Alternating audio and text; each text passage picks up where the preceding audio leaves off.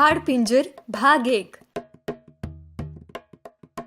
તમે જાણો જ છો કે લગભગ બધા જ મોટા પ્રાણીઓ કે જેઓ જમીન પર રહે છે, પક્ષીઓ કે જેઓ ઉડે છે, માછલીઓ કે જેઓ પાણીમાં રહે છે અને દેડકાઓ જેવા અન્ય પ્રાણીઓ કે જેઓ પાણી અને જમીન બંને પર રહે છે, તે બધાને હાડકાનું અસ્થિપિંજર અથવા હાડપિંજર હોય છે. તેમને પ્રકૃતિએ એવી રીતે બનાવ્યા છે કે જેથી આ પ્રાણીઓ પોતાના પર્યાવરણમાં જીવિત રહી શકે છે.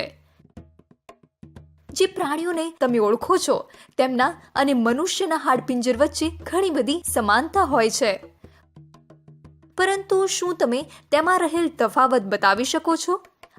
આ ચિત્રોને ધ્યાનથી જુઓ અને વિચારો કે આ હાડપિંજરમાં શું તફાવત છે. તમારા મતે આ તફાવત શા માટે છે? આપણું હાડપિંજર માંસપેશીઓને એક સાથે રાખવામાં મદદ કરે છે, મુખ્ય અંગો અવયવોનું રક્ષણ કરે છે અને આપણને યોગ્ય હલનચલન કરવા માટે જરૂરી લચીલાપણું પ્રદાન કરે છે.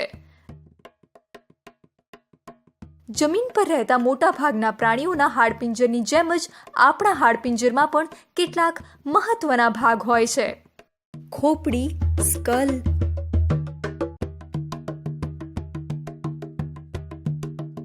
કરોડરજ્જુ, સ્પાઇન,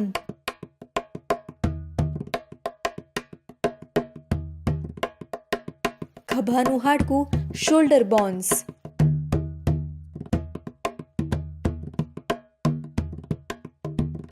પેડુના હાડકાં, પેલ્વિક બોન્સ, છાતીનું પિંજરું, રિબ કેજ, હાથ, આર્મ્સ,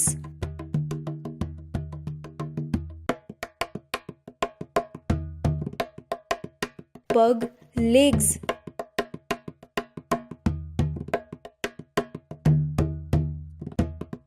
અત્યારે તમને આટલી માહિતી મળી છે, તેના પર શું તમે તમારા પોતાના પ્રશ્નો બનાવી શકો છો?